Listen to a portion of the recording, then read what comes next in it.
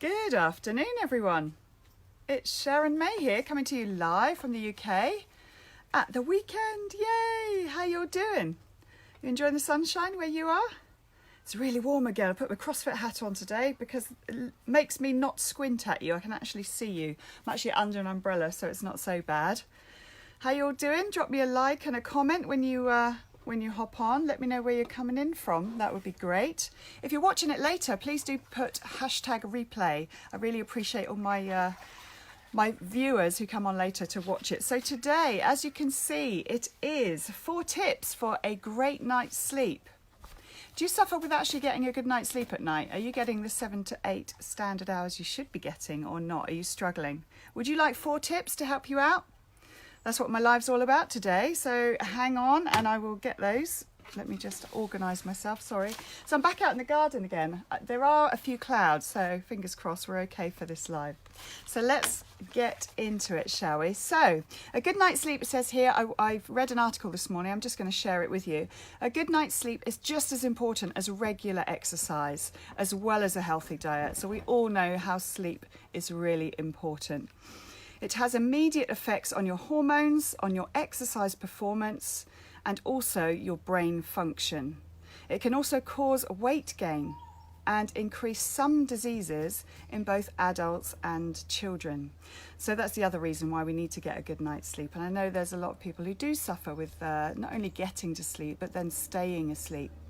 So today, as I say, I'm just going to share 4 tips with you. So let's get into it.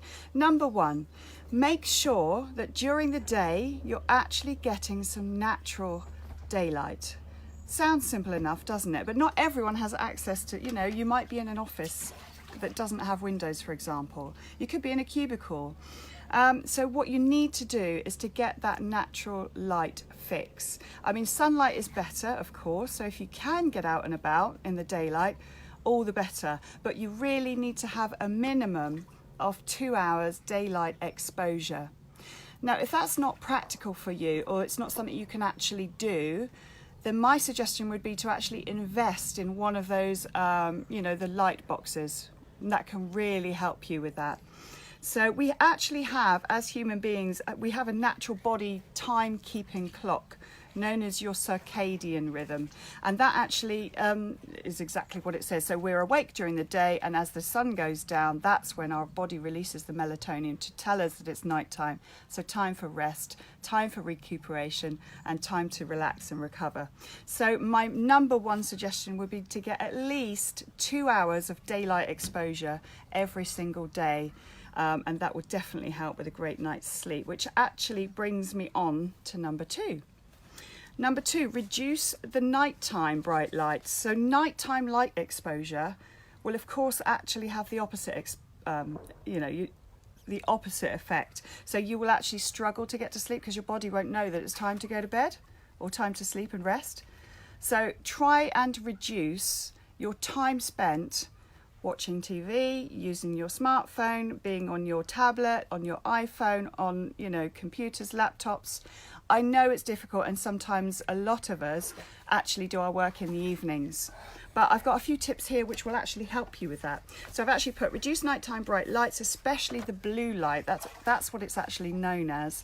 The blue light is from electronic devices. By the way, if you hear some background noise, it's just my daughter playing in the pool over there.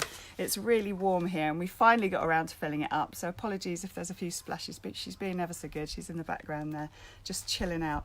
Okay, so what you can do to reduce that blue light, or to block it out, in fact, is, what have I got here? You can actually download an app.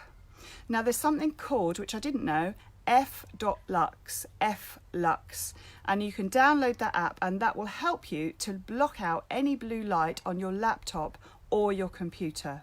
So that's a good one to have a look. Have a look online, Google it.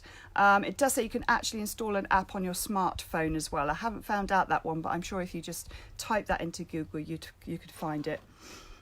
Stop watching TV and turn off any bright lights 2 hours before going to bed.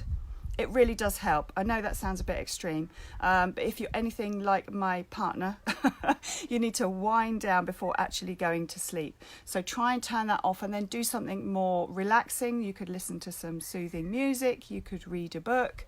Just make sure it's not like TV or a film or something that's going to get you really involved. Okay, the other suggestion I would say is use, especially in this summer, and it's light evenings, use blackout blinds or blackout lining for your curtains, because I know my bedroom is actually quite light, so that's what I do. I black out everything because that's like a bit of light, if you are trying to drift off to sleep. It's not ideal if your bedroom is too bright. Okay, so that's number 2. Number 3, do not consume caffeine too late in the day. It's great for focus, it's great for energy, and it's great for sports performance and that kind of thing. So I'm not saying don't have it. What I'm saying is don't have it too late in the day.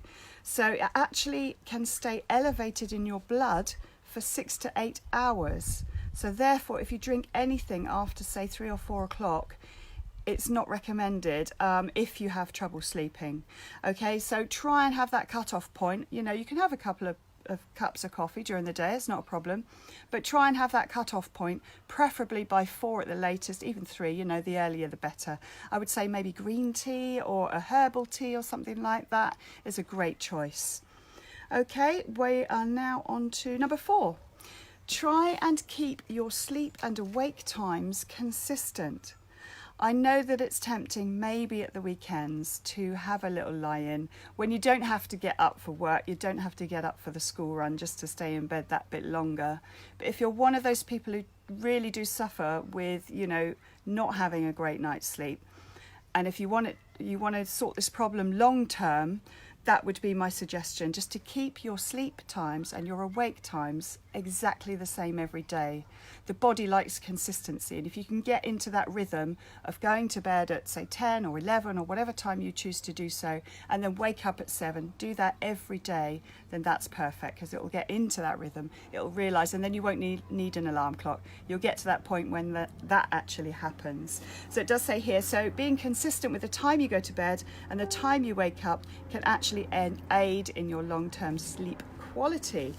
And I've said about it's tempting to have a lie-in, but as I say, if you are having trouble sleeping, it's probably not wise at this stage, maybe later. So there we are, that is my 4 tips for today. I don't want to go on for too long, it is the weekend, I've got another aeroplane flying over. So as you know, I'm taking part in the 14-day challenge with Ray Higdon. That's my 4 tips for today, put my teeth in. I've actually got 6 more to really help you to get that good night's sleep. So I'm more than happy to share those with you. If you want to just drop me a PM, I will shoot those over to you. Number 6 is fairly straightforward. 7 I didn't know about. Number 8 is something you can do, everyone can do without actually spending out any money at all. And number 10, actually, I tried that on my partner. It's fantastic. Number 10 is I can highly recommend it, really does work. So as I say, I've got 6 more tips for you. I'd really appreciate it if you continue to watch my journey. I think we're done by about, should be Tuesday, I think it's day 14. Thank you to those who've already followed it, and thanks for those who've reached out so far. So shoot me a message and I'll send over those 6 tips to help you with your sleep, and I look forward to talking and seeing you again tomorrow on my next live. Okay, take care, have a great weekend everyone, and I'll see you soon.